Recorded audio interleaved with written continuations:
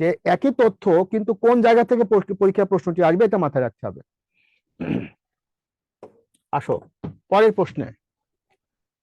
পাকিস্তানের গণপরিষদে উর্দুর পাশাপাশি বাংলাকে রাষ্ট্রভাষা করার দাবি কে জানিয়েছিলেন? হ্যাঁ, হ্যাঁ, ভেরি গুড, উত্তর হচ্ছে ভেরি গুড, অনেক ভালো বুঝতে পারছো, খুব সুন্দর। একটু আগে তোমাদেরকে আমি বুঝিয়েছি ধীরেন্দ্রনাথ দত্ত। আচ্ছা, ধরো এই প্রশ্নের উত্তরটা তুমি পারো না, কিন্তু আমাকে একটু বলো তো যে এই 52 ভাষা আন্দোলন থেকে 71 মহান মুক্তিযুদ্ধ পর্যন্ত বাংলাদেশের কোন ঘটনায় এই তমিউদ্দিন খান, আজমত খান, মনোরঞ্জন ধর এগুলো তুমি পাবা না।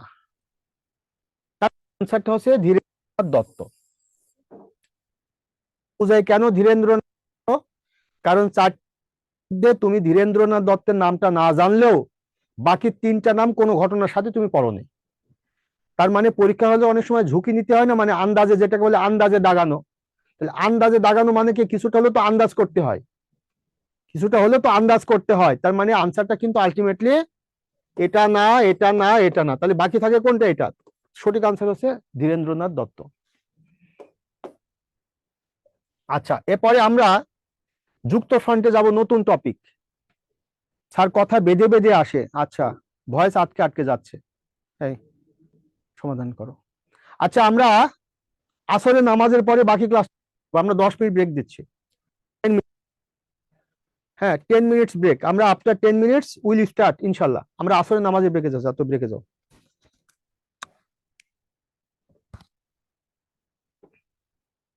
ওয়ালাইকুম, নামাজের পরে আবার হুম, আমরা আবার স্টার্ট করলাম। তো সবাই কি শুনতে পাচ্ছ? মমিনুল ইসলাম, হাসিবুর, মমিনুল, তারপরে তোমরা যারা দেখতেছো, সবাই কি শুনতে পাচ্ছ? আমাকে একটু কমেন্ট করো তো দেখি। হ্যাঁ, শুনতে পাচ্ছ? এখন কি অসুবিধা হচ্ছে? ঠিক আছে, শুনতে পাচ্ছ, ঠিক আছে। আমরা এবার যেখানে ছিলাম, এটা হচ্ছে যুক্ত ফ্রন্ট। এটা এখান থেকে আমরা যে তথ্যটা পেলাম সেটা হচ্ছে যে 1953 সালে ডিসেম্বর যুক্ত ফ্রন্ট গঠিত হয়। তাহলে তথ্যটি এভাবে লিখে রাখো যে 1953 সালের 4 ডিসেম্বর ইউনাইটেড ফ্রন্ট বা যুক্ত ফ্রন্ট গঠিত হয়। 1953 সালের 4 ডিসেম্বর যুক্ত ফ্রন্ট গঠিত হয়। এটা হয়ে গেল। আচ্ছা, সব তথ্য তোমার জানার দরকার নেই, একটি তথ্য আমরা একটু দেখব যে হ্যাঁ এখান থেকে আমরা খুব বেশি দরকার নেই। এই তথ্যটি এবার লেখো দ্বিতীয় তথ্য হিসাবে, যে যুক্ত ফ্রন্টের প্রতীক ছিল নৌকা। যুক্ত ফ্রন্ট ছিল নৌকা, এই প্রশ্নটা বিশেষ পরীক্ষা আসছিল। দেখো, যুক্ত ফ্রন্টের প্রতীক ছিল নৌকা।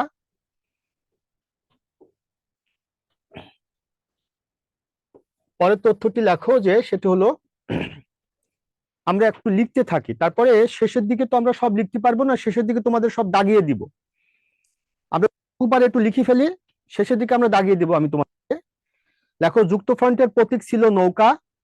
আর এই তথ্যটা মনে রাখবা, 21 দফা কর্মসূচির ভিত্তিতে যুক্তফ্রন্ট নির্বাচনে অংশ নেয়। 1954 সালে নির্বাচনে যুক্তফ্রন্ট অংশ নেয় কয় দফা কর্মসূচির ভিত্তিতে? উত্তর হচ্ছে 21 দফা কর্মসূচির ভিত্তিতে।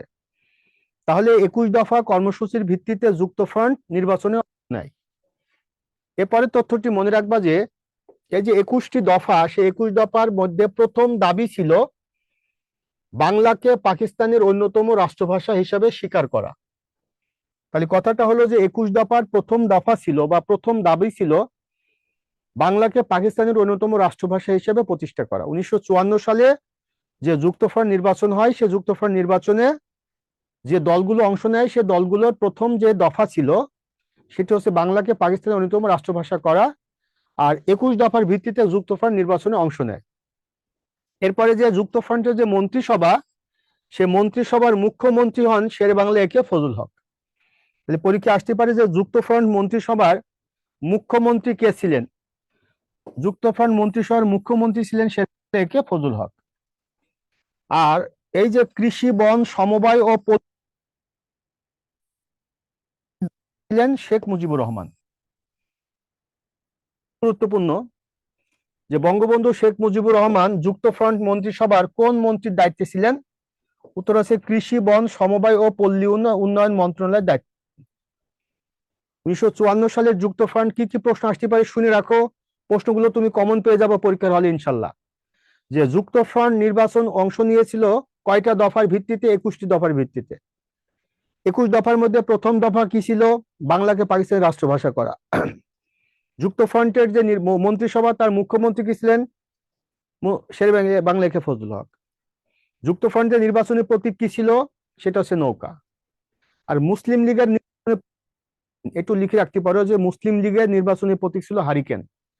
যুক্তফ্রন্টের নির্বাচনী প্রতীক ছিল নৌকা, আর মুসলিম লীগের নির্বাচনী প্রতীক ছিল হলো হারিকেন।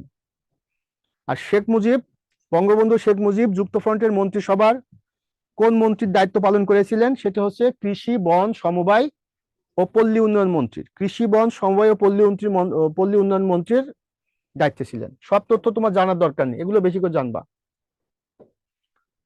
এখান থেকে তোমার দরকার নেই। আচ্ছা, এরপরে এটা খুব বেশি দরকার নেই, এটা দরকার নেই, এটা দরকার নেই। এই তথ্যটা তোমরা একটু মনে রাখবা যে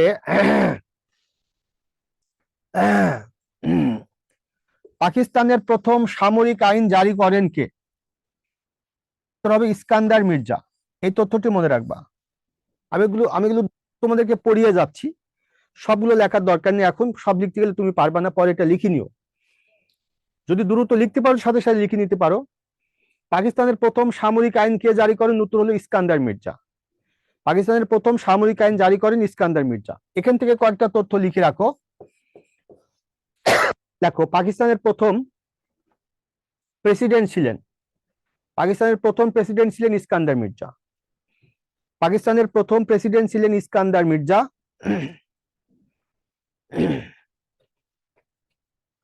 পাকিস্তানের প্রথম প্রধানমন্ত্রী ছিলেন লিয়াকত আলী খান।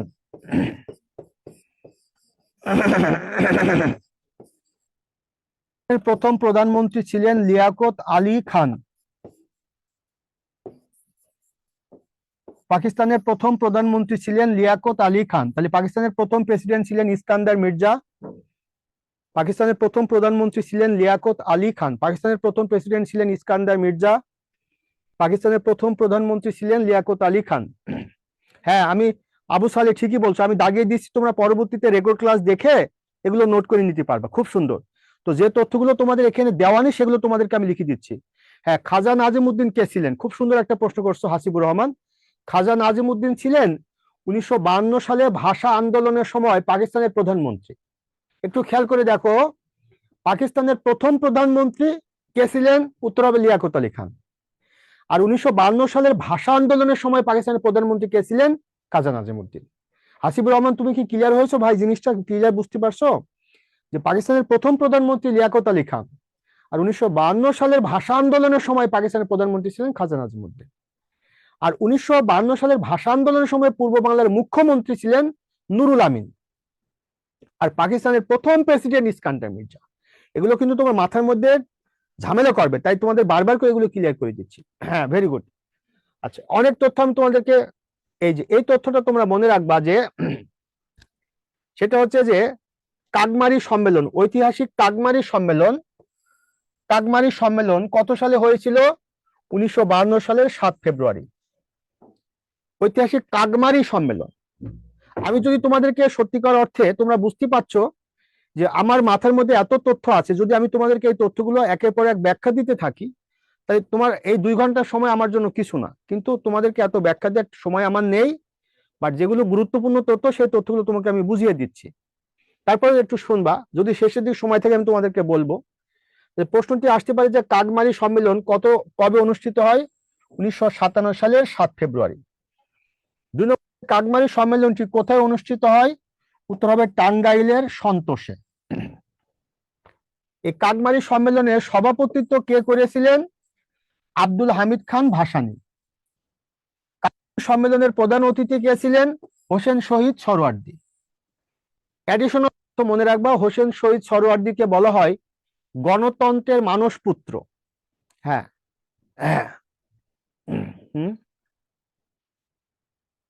আচ্ছা, হোসেন সরওয়ার্দীকে বলা হয় গণতন্ত্র।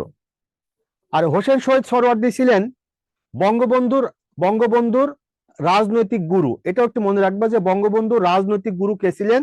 দাও দাও, হোসেন শহীদ সোহরাওয়ার্দী। বঙ্গবন্ধুর রাজনৈতিক গুরু ছিলেন হোসেন শহীদ সোহরাওয়ার্দী। এই হোসেন শহীদ সোহরাওয়ার্দীকে বলা হয় গণতন্ত্রের মানস পুত্র। আর অং সান সুচি, মায়ানমারের অং সান সুচি। আচ্ছা, মাওলানা এবং মৌলানার মধ্যে কোনো পার্থক্য নেই, এটা কোনো পার্থক্য না, এটা হচ্ছে বানানের শব্দ। তাও এই গণতন্ত্রের মানস কন্যা বলা হয় মায়ানমারের অং সান সুচিকে, আর গণতন্ত্রের মানস পুত্র বলা হয় হোসেন শহীদ সোহরাওয়ার্দীকে। আচ্ছা, এরপরে আসো, এখান থেকে আমরা যে তথ্যটা পেলাম, একটু আগে আমরা পেয়েছিলাম যে ইস্কান্দার মির্জা পাকিস্তানে প্রথম সামরিক শাসন জারি করেন। এই তথ্যটা আমরা পেয়েছি। তাহলে পাকিস্তানের প্রথম সামরিক শাসন জারি করেন ইস্কান্দার মির্জা। এরপরে তথ্যটি হচ্ছে ইস্কান্দার মির্জা কাকে পাকিস্তানের প্রধান সামরিক শাসনকর্তা নিয়োগ করেন, সেটা হচ্ছে আইয়ুব খানকে। তাহলে আইয়ুব খানকে ইস্কান্দার মির্জা প্রথম সামরিক শাসনকর্তা নিয়োগ করেন। আচ্ছা, এখানে আমরা এই তথ্যটি পেলাম। তারপরে আমরা যে তথ্যটি পেলাম সেটা হচ্ছে যে মৌলিক গণতন্ত্র বা বেসিক ডেমোক্রেসি, এই মৌলিক গণতন্ত্র নামে একটি রাজনৈতিক প্রক্রিয়া শুরু করেন কে, সেটা হচ্ছে আইয়ুব খান। তাহলে পরীক্ষা আসতে পারে যে মৌলিক গণতন্ত্র নামে একটি রাজনৈতিক প্রক্রিয়া কে শুরু করেন, উত্তর হবে জেনারেল আইয়ুব খান। এই তথ্যটি মনে রাখবা। আমি আগে এগুলো বলে দিই, পরে তোমাদেরকে লিখে দিচ্ছে, মানে আরো আলোচনা করছি। আচ্ছা, পাক ভারত যুদ্ধ, এই পাক ভারত যুদ্ধ মোট 4 বার হয়েছে। একটা 1947, 1965, 1971 এবং 1999। 1965 যে পাক ভারত যুদ্ধটি হয়েছে, সে 65 সালের পাক ভারত যুদ্ধ, এই যুদ্ধের প্রেক্ষিতে যে চুক্তিটি হয় সে চুক্তির নাম হচ্ছে তাশখন্দ চুক্তি। তাহলে কাশ্মীরের মালিকানাকে কেন্দ্র করে 1965 সালে পাক ভারত যুদ্ধ বাদে, পাকিস্তান এবং ভারতের মধ্যে যুদ্ধ বাদে, 1965 সালে এই যুদ্ধের পরে পাকিস্তান এবং ভারত দুটো দেশের মধ্যে শান্তি স্থাপন করার জন্য 1966 সালের 10 জানুয়ারি যে চুক্তিটি হয় সে চুক্তিটির নাম হচ্ছে তাশখন্দ চুক্তি। তাহলে এই তথ্যটি পরীক্ষায় এসেছিল, বিশেষ পরীক্ষায়। তাহলে এই যে তাশখন্দ চুক্তি, এই চুক্তিটি স্বাক্ষরিত হয় 10 জানুয়ারি 1966 সালে। 10 জানুয়ারি 1966 সালে ঐতিহাসিক তাশখন্দ চুক্তিটি স্বাক্ষরিত হয়। কোন যুদ্ধের প্রেক্ষিতে? ভারত পাকিস্তান যুদ্ধের প্রেক্ষিতে, মানে পাক ভারত যুদ্ধের প্রেক্ষিতে। তো পাক ভারত যুদ্ধ তো অনেকবার হয়েছে, কোন যুদ্ধের প্রেক্ষিতে? এটা 1965 সালে সংগঠিত পাক ভারত যুদ্ধের প্রেক্ষিতে। তাহলে তথ্যটি মনে রাখবা, 1965 সালে পাকিস্তান এবং ভারতের মধ্যে যে যুদ্ধটি বাধে, সে যুদ্ধের পরে দুটি দেশের মধ্যে শান্তি স্থাপনের লক্ষ্যে 1966 সালে 10 জানুয়ারি যে চুক্তিটি স্বাক্ষরিত হয় সে চুক্তিটির নাম হচ্ছে তাশখন্দ চুক্তি। নো প্রবলেম, সে চুক্তিটির নাম হচ্ছে তাশখন্দ চুক্তি। আচ্ছা, এরপরে আমরা যে চুক্তিটি পাবো বা যেটা পাবো সেটা হচ্ছে 6 দফা। তো 6টা দফা যেটা, সেই 6টা দফা তো তোমাদের মুখস্থ করে ফেলতে হবে, বঙ্গবন্ধু 6 দফা। এখান থেকে আমরা যে তথ্যটি পেতে পারি, হ্যাঁ, এই তথ্যটি আমরা পেতে পারি দুটো তথ্য। সেটা হচ্ছে যে 6 দফা, লেখো কথাটি, এই যে এই কথাটি খেয়াল করো, শেখ মুজিবুর রহমান 6 কর্মসূচির কথা প্রথম ব্যক্ত করেন 5 ফেব্রুয়ারি 1966 সালে। তাই প্রথম তথ্যটি মনে রাখবা যে শেখ মুজিবুর রহমান 6 দফা প্রথম কবে ঘোষণা করেন। হ্যাঁ হ্যাঁ, আবু মুসা, তোমার 2টা প্রশ্ন আছে, 2টা প্রশ্ন তুমি কমেন্ট করো। হ্যাঁ, তুমি তো কথা বলতে পারবে না আমার সাথে, তোমাকে মিউট করা আছে, তুমি কমেন্ট করো, তোমার উত্তরটা আমি দিচ্ছি। তাহলে বঙ্গবন্ধু শেখ মুজিবুর রহমান 6 দফা প্রথম ব্যক্ত করেন কবে? 5 ফেব্রুয়ারি 1966 সালে। আর আরেকটি তথ্য মনে রাখবা যে তিনি আনুষ্ঠানিকভাবে 6 দফা ঘোষণা করেন 23 মার্চ 1966 সালে। 23 মার্চ 1966 সালে বঙ্গবন্ধু আনুষ্ঠানিকভাবে 6 দফা কর্মসূচি ঘোষণা করেন। তাহলে দুটো তথ্য, এটা এবারে বিশেষ পরীক্ষা আসছে যে বঙ্গবন্ধু আনুষ্ঠানিকভাবে 6 দফা কর্মসূচি ঘোষণা করেছিলেন কবে? 1966 সালের 23 মার্চ। আর বঙ্গবন্ধু 6 দফা কবে ঘোষণা করেছিলেন? 1966 সালের 5 ফেব্রুয়ারি। এরপরে বঙ্গবন্ধু আনুষ্ঠানিকভাবে 6 দফা ঘোষণা করলেন 23 মার্চ 1966, আর প্রথম ঘোষণা করলেন 5 ফেব্রুয়ারি 1966। তাহলে কোথায় তিনি ঘোষণা করলেন? সেটা হচ্ছে পাকিস্তানের লাহোরে। তো মনে রাখবে বঙ্গবন্ধু পাকিস্তানের লাহোরে বিরোধী দলের সম্মেলনে 1966 সালের 5 ফেব্রুয়ারি 6টা দফা ঘোষণা করেন। এই 6টা দফাকে বলা হয় বাঙালির মুক্তির সনদ বা বাঙালির ম্যাগনা কার্টা। এটা অনেকগুলো কারণ এটিকে বলা হয়। 6 দফাগুলোর নামগুলো কিন্তু তোমাকে মনে রাখতে হবে। 6টা দফা, সেই 6টা দফা কিন্তু তোমাকে মনে রাখতে হবে, অর্থাৎ মুখস্থ করে ফেলতে হবে। 6টা দফা পরীক্ষা আসতে পারে। প্রথম দফায় কি ছিল, আসতে পারে ষষ্ঠ দফায় কি ছিল, দ্বিতীয় দফায় কি ছিল, এগুলো মুখস্থ করে ফেলতে হবে। এরপরে তোমরা যে তথ্যটি জানবা, 6 দফা ঘোষণা করার পরে 1968 সালের 18 জানুয়ারি 18 জানুয়ারি বঙ্গবন্ধু সহ মোট 35 জন ব্যক্তির নামে একটা মামলা দায়ের করা, যে মামলাটা আগরতলা পরিকল্পনা মামলা। পরিকল্পনা তো না, এটা আগরতলা ষড়যন্ত্র মামলা নামে পরিচিত, কিন্তু মামলার প্রকৃত নাম হচ্ছে রাষ্ট্র বনাম শেখ মুজিব ও অন্যান্য। আগরতলা ষড়যন্ত্র মামলার যে প্রধান শিরোনাম সেটা রাষ্ট্র বনাম শেখ মুজিব ও অন্যান্য। প্রশ্নটি হচ্ছে যে আগরতলা ষড়যন্ত্র মামলার শিরোনাম কি ছিল? তাহলে মনে রাখবা, আগরতলা ষড়যন্ত্র মামলার শিরোনাম ছিল রাষ্ট্র বনাম শেখ মুজিব ও অন্যান্য। আগরতলা ষড়যন্ত্র মামলা মোট কয়জন ব্যক্তির নামে দায়ের করা হয়? 35 জন ব্যক্তির নামে। আগরতলা ষড়যন্ত্র মামলার প্রধান আসামি কে ছিলেন? বঙ্গবন্ধু শেখ মুজিবুর রহমান। তো তথ্য তো তোমাদেরকে মুখস্থ করিয়ে দিচ্ছি যে কি কি তথ্য পরীক্ষা আসতে পারে। আর এই মামলাটির রাষ্ট্র বনাম শেখ মুজিবুর রহমান ও অন্যান্য, আগেই বলেছি এই মামলাটির শিরোনাম ছিল রাষ্ট্র বনাম শেখ মুজিবুর রহমান ও অন্যান্য। এরপরে এই আগরতলা ষড়যন্ত্র মামলা কবে প্রত্যাহার করে নেওয়া হয়? উত্তর হচ্ছে 1969 সালের 22 ফেব্রুয়ারি। এই তারিখটা তোমাদেরকে মুখস্থ করে ফেলতে হবে। আগরতলা ষড়যন্ত্র মামলা কবে প্রত্যাহার করে নেওয়া হয়? 1969 সালের 22 ফেব্রুয়ারি। 1969 সালের 22 ফেব্রুয়ারি আগরতলা ষড়যন্ত্র মামলা প্রত্যাহার করে নেওয়া হয়। আচ্ছা, তাহলে আগরতলা ষড়যন্ত্র মামলা প্রত্যাহার করে নেওয়া হয় 1969 সালের 22 ফেব্রুয়ারি। এবার আসো, এখান থেকে আমরা যে তথ্যটি এটা পাইনি। আচ্ছা, এরপরে আমরা যে তথ্যটি পেলাম সেটা হলো যে, হ্যাঁ, এখানে আরেকটি তথ্য আমরা যুক্ত করব। সেটা হচ্ছে যে এখানে তথ্যটি নেই, লেখো 1969 সালের 23 ফেব্রুয়ারি। 1969 সালের 23 ফেব্রুয়ারি শেখ মুজিবকে বঙ্গবন্ধু উপাধি দেওয়া হয়। 1969 23 ফেব্রুয়ারি শেখ মুজিবুর রহমানকে বঙ্গবন্ধু উপাধি দেওয়া হয়। 1969 সালের 23 ফেব্রুয়ারি শেখ মুজিবুর রহমানকে বঙ্গবন্ধু উপাধি দেওয়া হয়। তাহলে শেখ মুজিবুর রহমানকে বঙ্গবন্ধু উপাধি দেওয়া হয় 1969 সালের 23 ফেব্রুয়ারি। আর আগরতলা ষড়যন্ত্র মামলা প্রত্যাহার করে নেওয়া হয় 1969 সালের 22 ফেব্রুয়ারি। খেয়াল করে দেখো, আগরতলা ষড়যন্ত্র মামলাটি দায়ের করা হয় 1968 সালের 18 জানুয়ারি। আর মামলাটির মূল নাম বা শিরোনাম ছিল রাষ্ট্র বনাম শেখ মুজিবুর রহমান এবং অন্যান্য। মোট আসামি ছিল 35 জন, প্রধান আসামি ছিল বঙ্গবন্ধু শেখ মুজিবুর রহমান। আমি তোমাদেরকে সংশ্লিষ্ট টপিক থেকে যে তথ্যগুলো বারবার করে এমফাসাইজ করছি, হ্যাঁ, না, নাইম হুসেইন তথ্যটি জেনে রাখবা যে উপাধিটি তোফায়েল আহমেদ দেননি। উপাধিটি দেওয়া হয়েছে ছাত্র সংগ্রাম কমিটি, স্টুডেন্ট অ্যাকশন কমিটি এই উপাধিটি দিয়েছে, কিন্তু সেই স্টুডেন্ট অ্যাকশন কমিটির পক্ষ থেকে এটা ঘোষণা করেছে তোফায়েল আহমেদ। নাইম হোসেন, তুমি জিনিসটা আবার বুঝে নাও ভাই। তাহলে শেখ মুজিবকে বঙ্গবন্ধু উপাধিটি কে দিয়েছে? উত্তর হচ্ছে ছাত্র সংগ্রাম কমিটি। আর ছাত্র সংগ্রাম কমিটির পক্ষ থেকে এটি কে ডিক্লেয়ার করা হয়েছে, কে করেছে, সেটা হচ্ছে তোফায়েল আহমেদ। এটা হচ্ছে মূল তথ্য। নাইম, তুমি কি বুঝতে পারছো জিনিসটা? আচ্ছা, যাই হোক, এরপরে ব্যাপারটা কি দাঁড়াচ্ছে? এরপরে যে ব্যাপারটা দাঁড়াচ্ছে যে এটা হচ্ছে ছাত্র 1969 সালে গণ অভ্যুত্থান। এখান থেকে আমরা একটা তথ্য পেয়েছি। 1969 সালে 23 ফেব্রুয়ারি এটা বললাম যে শেখ মুজিবুর রহমান বঙ্গবন্ধু উপাধি পেলেন। হ্যাঁ, ঠিক আছে নাইম। রেনুমা আফরোজ, তুমি জেনে রাখো 1969 সালে 23 ফেব্রুয়ারি শেখ মুজিবুর রহমান বঙ্গবন্ধু উপাধিটি পেলেন। আর এই যে আগরতলা ষড়যন্ত্র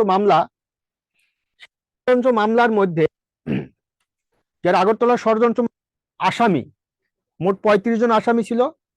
এই 35 জন আসামির মধ্যে প্রথম হত্যা করা হয় যাকে, তিনি হচ্ছেন সার্জেন্ট জহুরুল। 15 ফেব্রুয়ারি 1968, এটা 68 তো না, এটা 1969। 15 ফেব্রুয়ারি 1969 সার্জেন্ট জহুরুল হককে প্রথম হত্যা করা হয়। আর 1969 সালে গণ অভ্যুত্থানের প্রথম শহীদ বুদ্ধিজীবী হচ্ছে, এটা হচ্ছে তোমার রাজশাহী বিশ্ববিদ্যালয়ের শিক্ষক ডক্টর শামসুজ্জোহা। 18 ফেব্রুয়ারি 1969, 18 ফেব্রুয়ারি 1969 জোহা তাকে হত্যা করা হয়। আচ্ছা, আর বঙ্গবন্ধু শেখ মুজিব পূর্ব বাংলা বাংলাদেশ কবে করেন? 5ই ডিসেম্বর 1969। 5 ডিসেম্বর 1969 সালে পূর্ব বাংলাদেশকরণ, 1969। এই তথ্যগুলো মনে রাখবা। আচ্ছা, এরপরে একটু আগে তোমাদের এগুলো লেখাইছি।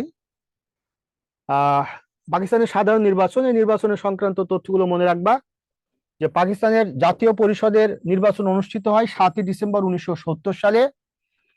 এই জাতীয় পরিষদের মোট আসন ছিল 313টি, আর পূর্ব পাকিস্তানের জাতীয় পরিষদের আসন সংখ্যা ছিল 169টি, এবং মোট আসন সংখ্যা ছিল 313টি। এটি মনে রাখবা। পূর্ব পাকিস্তানে 169টি, এই তথ্যটি মনে রাখবা। জাতীয় পরিষদের মোট আসন 313টি, আর পূর্ব পাকিস্তানে ছিল হচ্ছে 169টি।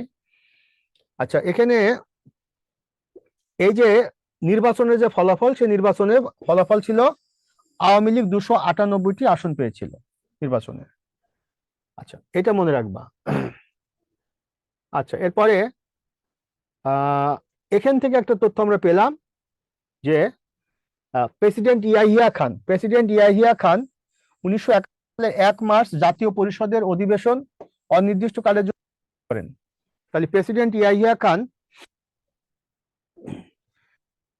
খান, আমি তোমাদেরকে লাস্টের দিকে একটু সংক্ষেপে সামারাইজ করছি।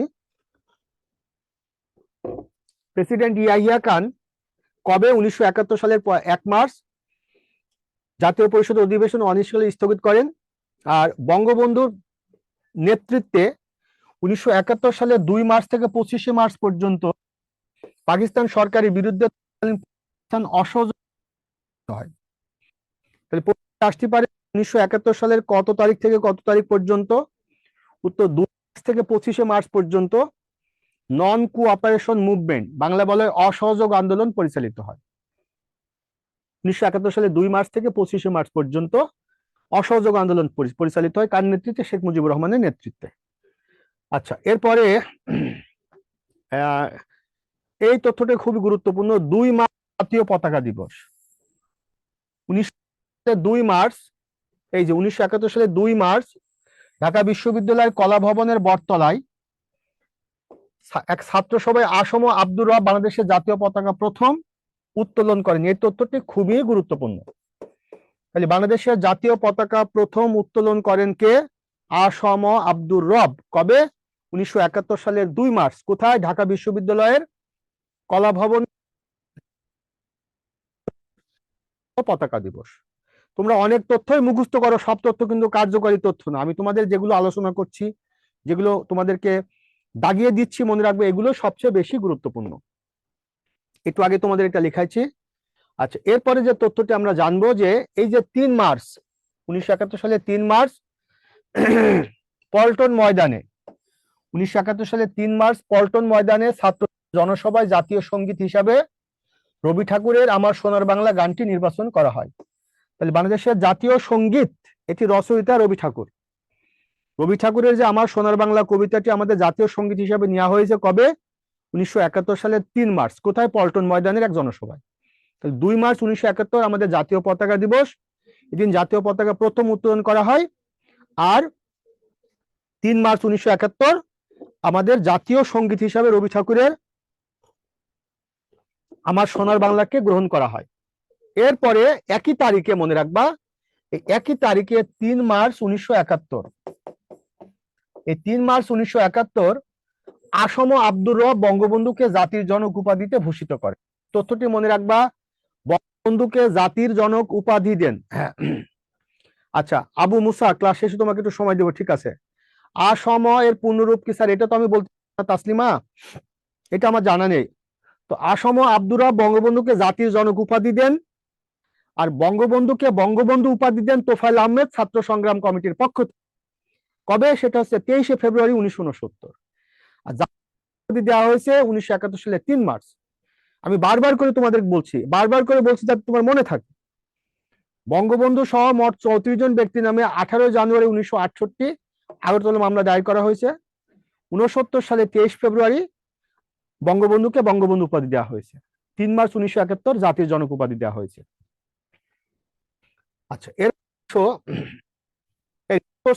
বঙ্গবন্ধু তার 7ই মার্চের ভাষণটি, পরীক্ষা আসতে পারে, বঙ্গবন্ধুর 7ই মার্চের যে ভাষণটি সেটা তিনি কোথায় দিয়েছিলেন? উত্তর আছে তৎকালীন রেসকোর্স ময়দানে, আর যেটার বর্তমান নাম আছে সরোয়ার্দী উদ্যান। এই তথ্যটি মনে রাখবা। বঙ্গবন্ধু তার ঐতিহাসিক 7ই মার্চের ভাষণটি তিনি কোথায় দিয়েছিলেন? তৎকালীন রেসকোর্স ময়দানে, আর বর্তমানে যেটা সরোয়ার্দী উদ্যানে। আচ্ছা, এখন সব তথ্য তোমাদের বুঝাতে গেলে তো আমি ক্লাস শেষ করতে পারবো না। এরপরে এগুলো খুব বেশি গুরুত্বপূর্ণ না, এটা আমি তোমাকে একবার পড়াইছি। হ্যাঁ, এখানে এই তথ্যটি গুরুত্বপূর্ণ যে 1971 সালের, এই তথ্যটি গুরুত্বপূর্ণ, 1971 সালের 7ই মার্চ বন্ধু যে ভাষণটি দিয়েছিলেন, 7ই মার্চের ঐতিহাসিক ভাষণটি, সে ভাষণটি 2017 সালের 30 অক্টোবর, 2017 সালের 30শে অক্টোবর ইউনেস্কো প্রামাণ্য ঐতিহ্যের অংশ হিসাবে স্বীকৃতি দিয়েছে। তাহলে ইউনেস্কো বিশ্ব প্রামাণ্য ঐতিহ্যের অংশ হিসাবে স্বীকৃতি দিয়েছে কোনটিকে? বঙ্গবন্ধু 7ই মার্চের ভাষণটিকে। বঙ্গবন্ধু 7ই মার্চের ভাষণটিকে ইউনেস্কো, কোন সংস্থা? ইউনেস্কো। কোন সংস্থা? ইউনেস্কো বঙ্গবন্ধুর ভাষণটিকে বিশ্ব প্রামাণ্য ঐতিহ্যের অংশ হিসেবে। 7ই মার্চের ভাষণে বঙ্গবন্ধু কয়টি দাবির কথা উল্লেখ করেছিলেন? 4টি করেছিলেন। এগুলো সব মনে রাখবা। সে 4টি দাবি কি ছিল? এই যে সামরিক শাসন প্রত্যাহার করা, গণপ্রজাতন্ত্রের ক্ষমতা, সেনাবাহিনীর তদন্ত, সৈন্যদের ব্যারাকে ফেরত। আচ্ছা, এরপরে আমরা, এটা খুব বেশি গুরুত্বপূর্ণ না, এটা এটা এই তথ্যগুলো আমরা একটু মনে রাখবো যে 1971 সালে মুক্তিযুদ্ধ চলাকালে যে স্বাধীন বাংলা বেতার কেন্দ্র ছিল, সেই স্বাধীন বাংলা বেতার কেন্দ্র থেকে বেশ কিছু অনুষ্ঠান পরিচালনা করা হতো। তার মধ্যে একটা ছিল চরমপত্র। এই পত্রটি কে পাঠ করতো? এম.আর. আক্তার মুকুল। এটা খুবই গুরুত্বপূর্ণ তথ্য। পত্রকে পাঠ করতো এম.আর. আক্তার মুকুল। তারপরে যে জল্লাদের দরবার, এই জল্লাদের দরবার রাজু আহমেদ ও খান নারায়ণ ঘোষ, এটা ইয়াহিয়ার যে কণ্ঠ, মানে ইয়াহিয়ার পাশবিক আচরণ সম্পর্কে এটা প্রকাশ করা হতো জল্লাদের দরবার একটা প্রোগ্রামে, রাজু আহমেদ এবং খান ঘোষ। আর বজ্রকণ্ঠ, এটা খুবই ইম্পর্টেন্ট, এখানে সবচেয়ে গুরুত্বপূর্ণ হচ্ছে চরমপত্র এম.আর. আক্তার মুকুল আর বজ্রকণ্ঠ, এটা খুবই গুরুত্বপূর্ণ। বঙ্গবন্ধুর যে ভাষণটি, বঙ্গবন্ধুর যে 7ই মার্চের যে ভাষণটি, সে ভাষণটি এটা প্রকাশ করা হতো বজ্রকণ্ঠের মাধ্যমে। তাহলে 1971 সালে মুক্তিযুদ্ধ চলাকালে স্বাধীন বাংলা বেতার কেন্দ্র থেকে চরমপত্রকে পাঠ করতে এম.আর. আক্তার মুকুল। বজ্রকণ্ঠ, এটা কি ছিল? এটা বঙ্গবন্ধু 7ই মার্চের ভাষণের যে ভাষণটি, সেটা এটা বজ্রকণ্ঠের নামে প্রকাশ করা হতো। এরকম অনেকগুলো গান আছে, যেমন মোরা একটি ফুলকে বাঁচাও বলে গানটির গীতিকার হচ্ছে গোবিন্দ হাল। তারপরে মুজিবরের থেকে লক্ষ্য মুজিবরের কণ্ঠ, এটির গীতিকারকে? এটা হচ্ছে গৌরী প্রসন্ন মজুমদার। এক সাগর রক্তের বিনিময়ে, এটির গীতিকারকে? গোবিন্দ হালদার। তারপরে পূর্ব দিক সূর্য উঠেছে রক্তলাল, এটির গীতিকারও কিন্তু গোবিন্দ হালদার। হ্যাঁ, এটা তোমরা এগুলো মনে রাখার চেষ্টা করবা। মুজিবনগর সরকার খুবই গুরুত্বপূর্ণ, বিশেষ করে এই যে মুজিবনগর সরকারের মধ্যে, এই মুজিবনগর সরকার কবে গঠিত হয়? 10 এপ্রিল 1971, এই তারিখটা মনে রাখবা। মুজিবনগর সরকার কবে? 17 এপ্রিল 1971। সচিবালয় কোথায় ছিল? 8 নং থিয়েটার রোড, কলকাতা। কলকাতা সরকারের সচিবালয় ছিল। আর এই মুজিবনগর সরকার কোন পদ্ধতির ছিল? রাষ্ট্রপতি শাসিত সরকার।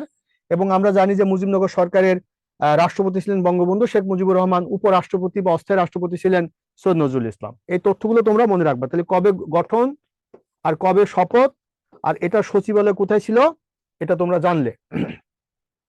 তারপরে এখানে আমরা খুবই গুরুত্বপূর্ণ তথ্য, এটা কে কে কোন দায়িত্বে ছিলেন। তাহলে রাষ্ট্রপতি ছিলেন, এই রাষ্ট্রপতি ছিলেন বঙ্গবন্ধু শেখ মুজিবুর রহমান। উপরাষ্ট্রপতি কে ছিলেন সৈয়দ নজরুল ইসলাম। তাজউদ্দিন আহমেদ কে ছিলেন? তিনি ছিলেন প্রধানমন্ত্রী এবং প্রতিরক্ষা মন্ত্রী। বাকিগুলো খুব বেশি গুরুত্বপূর্ণ না। প্রধানমন্ত্রী এবং প্রতিরক্ষা মন্ত্রী ছিলেন তাজউদ্দিন আহমেদ। তাজউদ্দিন আহমেদ শুধু প্রধানমন্ত্রী ছিলেন না, তিনি প্রধানমন্ত্রী এবং প্রতিরক্ষা মন্ত্রী ছিলেন, আরো বাকিগুলো রয়েছে। এরপরে হচ্ছে খন্দকার মুশতাক আহমেদ। এই খন্দকার মুশতাক আহমেদ ছিলেন পররাষ্ট্র আইন এবং সংসদ বিষয়ক মন্ত্রী। তাহলে পররাষ্ট্র আইন এবং সংসদ বিষয়ক মন্ত্রী ছিলেন খন্দকার মুশতাক আহমেদ। আর ক্যাপ্টেন এম মনসুর আলী, এই ক্যাপ্টেন এম মনসুর আলী, এই ক্যাপ্টেন এম মনসুর আলী ছিলেন কি ছিলেন? অর্থ অর্থ ও বাণিজ্য, এই দুটো তথ্য মনে রাখবো। অর্থ বাণিজ্য, শিল্প পরিবহন এগুলো না, অর্থ বাণিজ্য মন্ত্রী ছিলেন ক্যাপ্টেন এম মনসুর আলী। আর এইচ এম কামারুজ্জামান, তিনি ছিলেন কি? স্বরাষ্ট্র, ত্রাণ, পুনর্বাসন এবং কৃষি, এগুলো দায়িত্বে ছিলেন এইচ এম কামারুজ্জামান। এই যে নামগুলো, কে কোন দায়িত্বে ছিলেন, এগুলো কিন্তু তোমাদের মুখস্থ করে ফেলতে হবে। আচ্ছা, এরপরে আমরা এই যে সরকার গঠিত হলো, সেই সরকারের শপথ বাক্য কে পাঠ করেন? অধ্যাপক ইউসুফ আলী। আচ্ছা, এবং তিনি স্বাধীন বাংলাদেশের প্রথম শিক্ষামন্ত্রী। আরেকটি তথ্য জেনে রাখো, তিনি স্বাধীন বাংলাদেশের প্রথম শিক্ষামন্ত্রী। এগুলো তোমাদের দরকার নেই। অস্থায়ী সরকার পাঠ করেন অধ্যাপক ইউসুফ আলী। হ্যাঁ, অস্থায়ী সরকারের উপদেষ্টা ছিলেন হলো 8 জন, উপদেষ্টা ছিলেন হচ্ছে 8 জন। আচ্ছা, এরপরে একটু আগে তোমাদেরকে বুঝাইছি। আর এই যে সরকারটি, শপথের স্থানটি ছিল কোথায়? মুজিবনগর সরকার যে শপথটা নিয়েছিল, তৎকালীন কুষ্টিয়া জেলার মেহেরপুর মহকুমা। এর মেহেরপুর ছিল হলো মহকুমা। মহকুমা, মহকুমা হচ্ছে জেলার ক্ষুদ্র অংশকে বলা হয় মহকুমা। জেলার কুষ্টিয়া জেলার মেহেরপুর মহকুমার বৈদ্যনাথ তলার ভবের পাড়ের আমবাগানে, যেটি নামকরণ করা হয়েছে মুজিবনগর। আচ্ছা, এটা খুব বেশি গুরুত্বপূর্ণ আমি বলবো না, এটা এটা আমাদের খুবই গুরুত্বপূর্ণ তথ্য। মুক্তিযুদ্ধের সর্বাধিনায়ক বঙ্গবন্ধু শেখ মুজিবুর রহমান, আর মুক্তিযুদ্ধের প্রধান সেনাপতি এম এ জে ওসমানী। তাহলে একটা হচ্ছে সর্বাধিনায়ক, এটা খুবই গুরুত্বপূর্ণ, সেনাপতি একজন। আর এই তথ্যটি আমরা মুক্তিযুদ্ধের সেক্টর, এই সেক্টরগুলো তোমাদের বিশেষ করে 1 নম্বর সেক্টর, 1 নম্বর সেক্টরে কোথায় ছিলেন? 1 নম্বর সেক্টর চট্টগ্রাম। এই চট্টগ্রাম বলতে বাকিগুলো আমরা, বাট সবচেয়ে গুরুত্বপূর্ণ হচ্ছে 1 নম্বর সেক্টর। আর 2 নম্বর সেক্টর, এটা ছিল মূলত 2 নম্বর সেক্টর, যেটা ঢাকা বীরত্ব কুমিল্লা। হ্যাঁ, 2 নম্বর সেক্টর ছিল হচ্ছে ঢাকার অংশ, ছিল 2 নম্বর সেক্টর, এটা মনে রাখবা। আচ্ছা, এরপরে যেটা আমরা লিখবো সেটা হচ্ছে 8 নম্বর সেক্টর। 8 নম্বর সেক্টর যেটা, সেটা মনে রাখবা। 8 নম্বর সেক্টর এটা হচ্ছে তৎকালীন হচ্ছে বৃহত্তর কুষ্টিয়া যশোর। বিশেষ করে এই 8 নম্বর সেক্টরটা ইম্পর্টেন্ট, সেটা হচ্ছে মুজিবনগরের কারণে। মুজিবনগর ছিল 8 নম্বর সেক্টরের অধীনে। তাহলে তাহলে আমি বারবার করে বলে দিচ্ছি, চট্টগ্রাম ছিল 1 নম্বর সেক্টর, ঢাকা ছিল 2 নম্বর সেক্টর, মুজিবনগর ছিল 8 নম্বর সেক্টরের অধীনে। সব তো মনে রাখা যাবে না। আর এই যে 10 নম্বর সেক্টরটা ব্যতিক্রম, এখানে কোনো নিয়মিত কমান্ডার ছিল না, এটা ছিল মূলত নৌবাহিনীর অধীনে। নৌ কথাটা মনে রাখবা, 10 নম্বর সেক্টর, 10 নম্বর সেক্টর। আচ্ছা, এখানে বিভিন্ন জেলা দিয়ে আছে। আচ্ছা, বিভিন্ন বিভিন্ন রকম যে অপারেশন সার্চলাইট, যেটা অপারেশন সার্চলাইট, যেটা এটা আমরা জানি যে 1971 সালের 25শে মার্চ, 1971 সালের 25শে মার্চ সামরিক বাহিনী বাঙালি হত্যার জন্য যে অপারেশন চালিয়েছিল, সেটির নাম ছিল অপারেশন সার্চলাইট। এটা তোমরা মনে রাখবা। এরপরে হলো সর্বশেষ আরেকটি তথ্য হচ্ছে অপারেশন জ্যাকপট। অপারেশন জ্যাকপট কবে? 15 আগস্ট 1971, এটা মনে রাখবা। Operation jackpot 15 August 1971, operation jackpot. আচ্ছা আচ্ছা, এরপর অপারেশন ক্লোজ ডোর, এটা মনে রাখবা। ক্লোজ ডোর হচ্ছে যুদ্ধ পরবর্তী দেশের অভ্যন্তরীণ অবৈধ অস্ত্র জমা নেওয়ার জন্য যে অভিযান, সেটা হচ্ছে অপারেশন ক্লোজ ডোর। 71 সালে যুদ্ধ শেষ হয়ে যাওয়ার পরে যে সমস্ত অস্ত্রগুলো বাইরে ছড়িয়ে ছিটিয়ে ছিল, সেগুলো জমা নেওয়ার জন্য অপারেশনটির নাম ছিল অপারেশন ক্লোজ ডোর। আচ্ছা, এই তথ্যটি মনে রাখবা। আচ্ছা, এটা দরকার নেই। আচ্ছা, এটা এটা খুব বেশি দরকার নেই। ওডার লাইন, এটা খুব গুরুত্বপূর্ণ তথ্য, যে কোন বিদেশি বীর প্রতীক, বিদেশি বীর প্রতীক, এই যে বীর প্রতীক খেতাব পেয়েছে ডব্লিউ.এস. ওডারল্যান্ড। ওডারল্যান্ড এটা হচ্ছে উইলিয়াম আব্রাহাম সাইমন ঢাকায় বাটা শু কোম্পানির প্রোডাকশন ম্যানেজার হিসেবে দায়িত্ব পালন করেছিলেন। এটা দরকার নেই। তিনি হচ্ছেন একজন অস্ট্রেলীয় বংশোদ্ভূত, অস্ট্রেলিয়ার নাগরিক ছিলেন ডব্লিউ.এস. ওডারল্যান্ড। তিনি একমাত্র বিদেশি বীর প্রতীক খেতাবপ্রাপ্ত মুক্তিযুদ্ধে অবদান রেখেছিলেন। আচ্ছা, এটা এটা এই তথ্যটা আমাদের মনে রাখতে হবে যে 1971 সালের 1 আগস্ট আমেরিকার নিউ ইয়র্কের ম্যাডিসন স্কোয়ারে একটা কনসার্ট হয় যার নাম হচ্ছে কনসার্ট ফর বাংলাদেশ। এই তথ্যটি মনে রাখবা। কনসার্ট কোথায় হয়েছিল? New York medicine square. কোথায়? আমেরিকার নিউ ইয়র্কে মেডিসন স্কোয়ারে। আর কবে হয়েছিল? 1 আগস্ট 1971 সালে। কনসার্টের ফর বাংলাদেশে কে কে দায়িত্বে ছিলেন? রবিশঙ্কর এবং শন। বব, এই নামগুলো মনে রাখবা। বব ডিলান, জর্জ হ্যারিসন এবং Ravishankar. Bob Dylan, George Harrison এবং রবিশঙ্কর। আর এখানে যে ব্র্যান্ড দল ছিল সেটা হচ্ছে বিটলস। প্রধান শিল্পী ছিলেন জর্জ হ্যারিসন। এই নামগুলো মনে রাখবা। George Harrison, Ravishankar, Bob Dylan. আচ্ছা, সাইমন রিং, এটা খুবই গুরুত্বপূর্ণ। সাইমন রিং, এই সাইমন রিং ছিলেন একজন ব্রিটিশ সাংবাদিক। কোন দেশের সাংবাদিক? ব্রিটিশ সাংবাদিক। এবং পাকিস্তানি সামরিক বাহিনী যে আমাদের উপর গণহত্যা চালিয়েছিল সেটা তিনি প্রথমবারের মতো বহির্বিশ্বে প্রকাশ করতে সক্ষম হন। তাহলে প্রথম, এই যে কথাটা লেখো, সর্বপ্রথম পাকিস্তান হানাদার বাহিনীর বর্বরতার খবর প্রথম প্রকাশ করেন এসে সাইমন ড্রিং। এটা হয়ে গেল। আচ্ছা, এখানে কয়েকটা গুরুত্বপূর্ণ তথ্য, যে 71 সালে মুক্তিযুদ্ধের সময় জাতিসংঘের মহাসচিব কে ছিলেন? উথান্ট। এই মনে রাখবা। আমেরিকার প্রেসিডেন্ট ছিলেন রিচার্ড নিক্সন। আর আমেরিকার পররাষ্ট্রমন্ত্রী বা নিরাপত্তা উপদেষ্টা হেনরি কিসিঞ্জার। সোভিয়েত ইউনিয়নের প্রেসিডেন্ট ছিলেন নিকোলাই পদগর্নি। এই নামগুলো মনে রাখবো, সবগুলো মনে রাখতে গেলে হবে না। আচ্ছা, এরপরে এই যে তথ্যগুলোর মধ্যে ইন্দিরা গান্ধী, ভারতের প্রেসিডেন্ট ছিলেন ভিভি গিরি, হ্যাঁ, আর চীনের প্রধানমন্ত্রী ছিলেন চৌ এনলাই। এই নামগুলো তোমরা একটু দেখবা যে কে কে কোন দায়িত্বে ছিলেন। আচ্ছা, কয়েকজন নারী মুক্তিযোদ্ধা, ক্যাপ্টেন সেতারা বেগম, তারামন বিবি এবং কাকুন বিবি, তাদের পরিচয় কি? তারা হচ্ছে নারী মুক্তিযোদ্ধা। আচ্ছা, এটা দরকার নেই, এটা দরকার নেই। তারামন বিবি এবং সীতারা বেগম, এই সীতারা বেগম হচ্ছে তিনি 2 নম্বর সেক্টরে যুদ্ধ করেন, এটা মনে রাখবা। সীতারা বেগম কোথায় জন্মগ্রহণ করেন? কিশোরগঞ্জে। কয় নম্বর সেক্টর? 2 নম্বর সেক্টর, এটা মনে রাখবা। আর এই যে তারামন বিবি, তারামন বিবি কুড়িগ্রাম জেলায় জন্মগ্রহণ করেন। তিনি 11 নম্বর সেক্টরে যুদ্ধ করেন। তারামন বিবি হচ্ছে 2 নম্বর সেক্টর, সীতারা বেগম হচ্ছে 2 নম্বর সেক্টর। জিনিসগুলো তোমাকে আমি জাগিয়ে দিচ্ছি। কাকন বিবি সর্বশেষ পাক বাহিনীর আত্মসমর্পণ, এটা আমাদের মুক্তিযুদ্ধের সমাপ্তি। 16 ডিসেম্বর 1971। কোথায়? রেসকোর্স ময়দানে। বর্তমানে নাম কি? সরোয়ার উদ্যান। কে কে? পাকিস্তানের, এটা জেনারেল না, এটা হবে lieutenant general. Lieutenant general Niazi lieutenant general Ajay Singh অরোরার কাছে সারেন্ডার করে। এবং এভাবে বাংলাদেশের মুক্তিযুদ্ধ শেষ হয়ে যায়। এবং ওই দিনকে তারিখ ছিল বৃহস্পতিবার। বৃহস্পতিবার 4টা 31 মিনিটে। এ হচ্ছে মূলত আজকের আলোচনা। এখন কে যেন প্রশ্ন করতে চাচ্ছিলে? আবু মুসা, দাঁড়াও, তোমাকে আমি একটু আনমিউট করে দিই।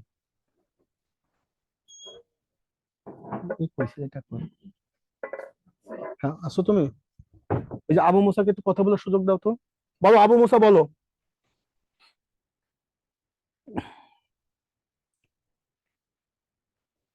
আবু মুসা বলো, আবু মুসা বলো।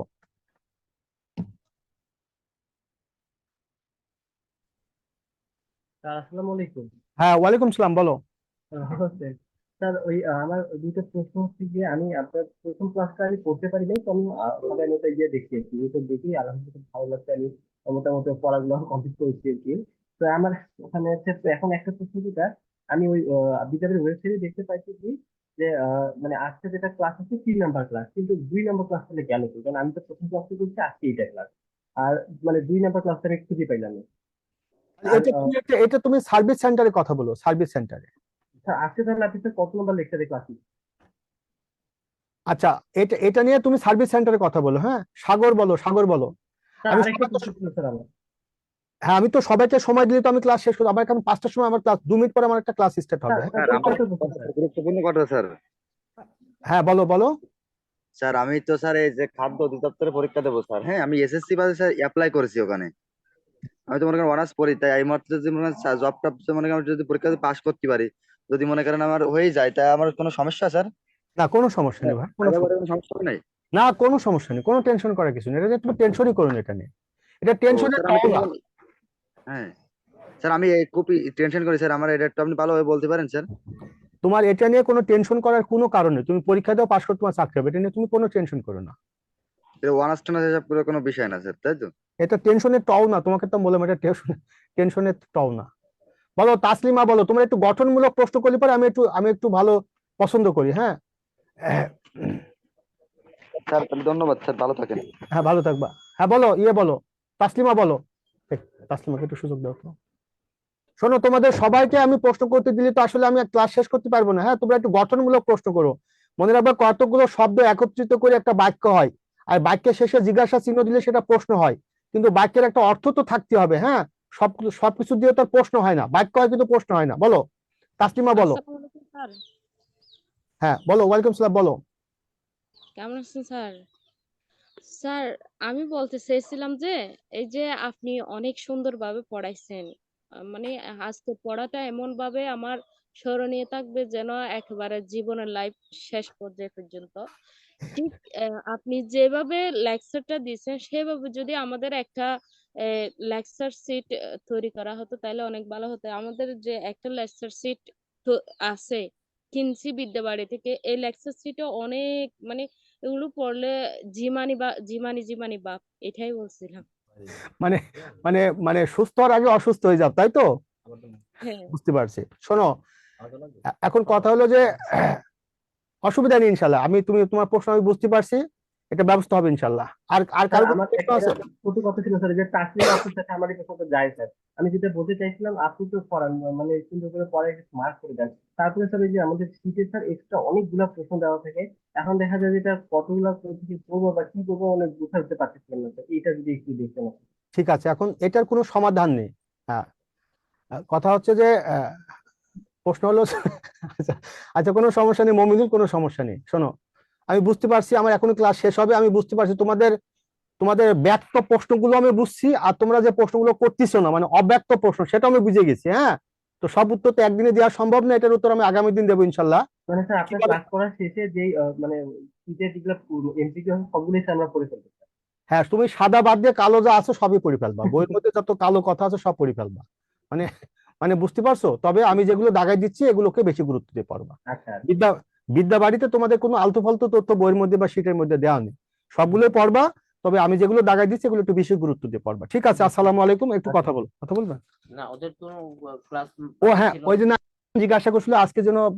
আচ্ছা তোমাদের মধ্যে একজন একজন বলছিল যে 2 নম্বর লেকচারটা হয়নি, তোমাদের মধ্যে একজন মনে বলছিলে যে 2 নম্বর লেকচার তো হয়ে গেছে, আমার মনে হয়েছে না? যাই হোক, সব ব্যাচে হয়েছে, একটা ব্যাচে হয়নি, ওটা নোট করা আছে, আমরা পরবর্তীতে দিয়ে ও দেব। আচ্ছা, ভেরি গুড। তাহলে তোমাদের এটা পরবর্তীতে পেয়ে যাবো যারা যারা ক্লাস করেনি। ঠিক আছে, সবার জন্য শুভকামনা থাকবে। আসসালামু আলাইকুম।